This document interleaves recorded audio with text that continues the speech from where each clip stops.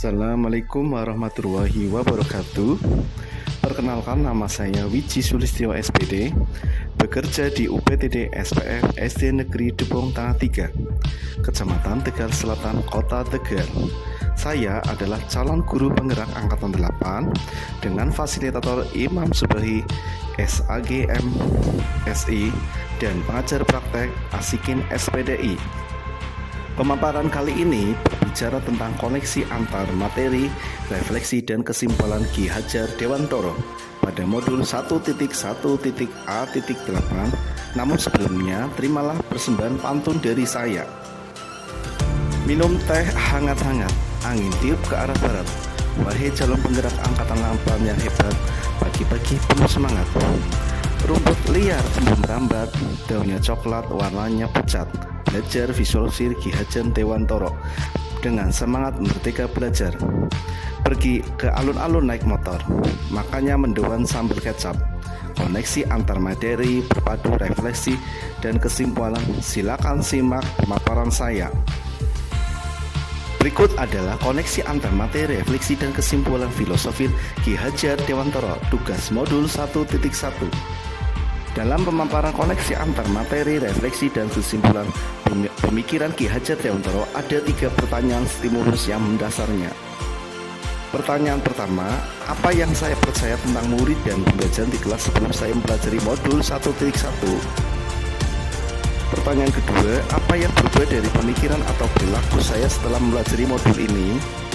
Pertanyaan ketiga, apa yang dapat segera saya terapkan lebih baik agar kelas saya mencerminkan pemikiran Ki Hajar Dewantoro?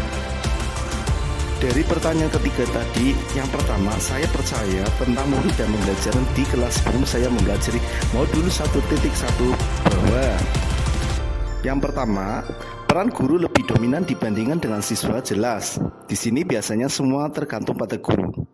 Siswa kurang memiliki kebebasan dalam menentukan dirinya dalam proses pembelajaran. Yang kedua, siswa kurang aktif dan bersemangat dalam proses pembelajaran. Di sini terlihat hanya beberapa siswa saja yang aktif bertanya dan menjawab pertanyaan dari saya. Yang ketiga, hanya berfokus pada target pencapaian materi dan ketuntasan belajar siswa atau KKM. Jelas, di sini terlihat bahwa proses pemberian materi yang saya berikan selama ini yang saya pikirkan hanyalah supaya siswa dapat menguasai siswa materi dan mencapai nilai ketuntasan atau KKM.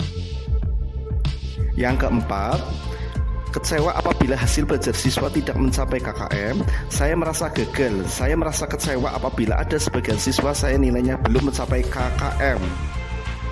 Yang kelima, kurang memahami karakteristik siswa. Jelas, saya sebagai seorang guru di sini terkadang masih belum memahami bagaimana karakter atau sifat dari siswa-siswi saya. Hal ini berakibat saya kurang dapat memberikan pelayanan proses pembelajaran yang sesuai dengan bakat dan minat mereka.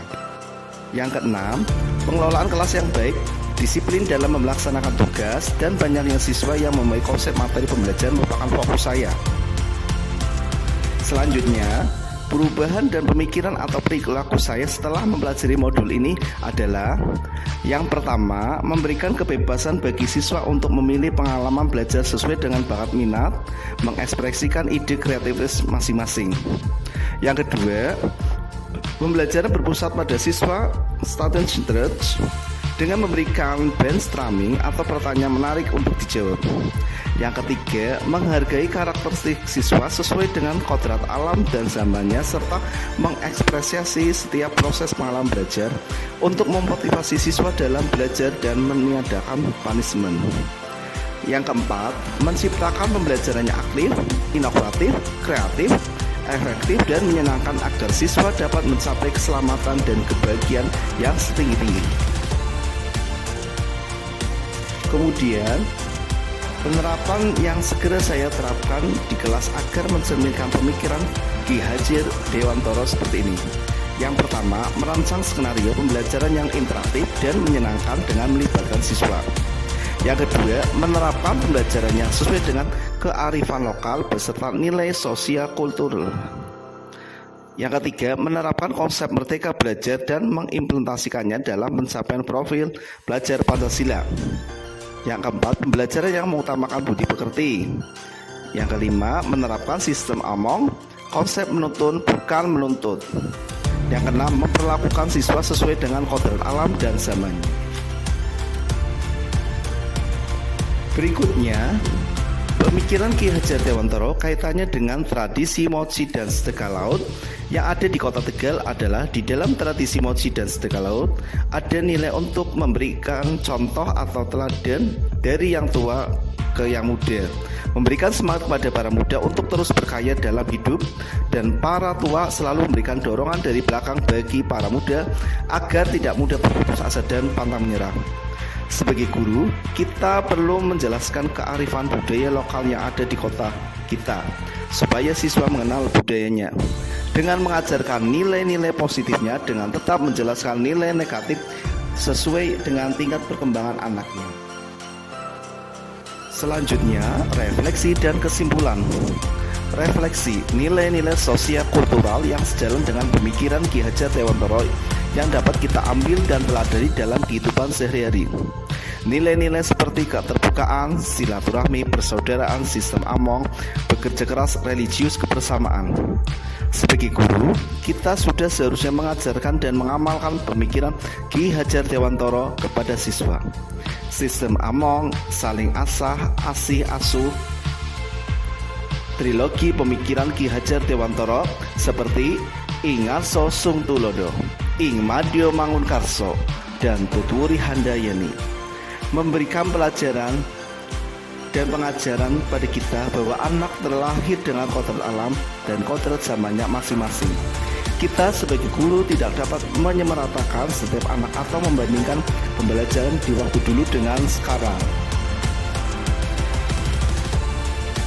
Kesimpulan, pemikiran Ki Hajar Dewantara dalam pembelajaran memberikan pemahaman kepada kita sebagai guru bahwa pendidikan dan pengajaran adalah dua hal yang tidak dipisahkan. Dalam pengajaran ada proses menuntun. Dalam menuntun, sebagai guru haruslah memiliki kesabaran, keikhlasan, ketelatenan, dan kasih sayang. Setiap siswa terlahir dengan kodrat alam dan zamannya. Setiap siswa pada dasarnya sudah memiliki garis-garis samar tentang bakat dan minatnya. Guru hanya perlu menebalkan garis-garis samar tersebut dengan berbagai kegiatan ekstrakurikuler sesuai bakat dan minat siswa. Kita harus mampu mengenali karakteristik siswa, memahami kebutuhan siswa. Pembentukan karakter juga sangat diperlukan siswa dengan penguatan budi pekerti yang baik. Siswa akan tumbuh menjadi insan yang memiliki cipta, rasa, dan karsanya sebagai makhluk Tuhan Yang Maha Esa untuk mendapatkan keselamatan dan kebahagiaan yang setinggi-tingginya. Demikian pemaparan saya tentang koneksi antar materi, refleksi, dan kesimpulan pemikiran Ki Hajar Dewantara pada modul 1.1. Selanjutnya, terimalah persembahan puisi dari saya. Menggapai Asa, karya Wiji Sulistyo SPD. Kulangkah kaki terus berjalan, menatap langit membisu tanpa segan. Belajarlah penuh semangat, jadilah yang terhebat. Mengejar waktu dengan harapan, melawan hari hancurkan keraguan. Kuatkan iman, dekatan hati, rintangan dunia pun akan kulewati. Terima kasih. Demikian pemaparan dari saya, koneksi antar materi, refleksi, dan kesimpulan pemikiran Ki Hajar Dewantara. Salam dan bahagia, salam guru penggerak. Terima kasih. Wassalamualaikum warahmatullahi wabarakatuh.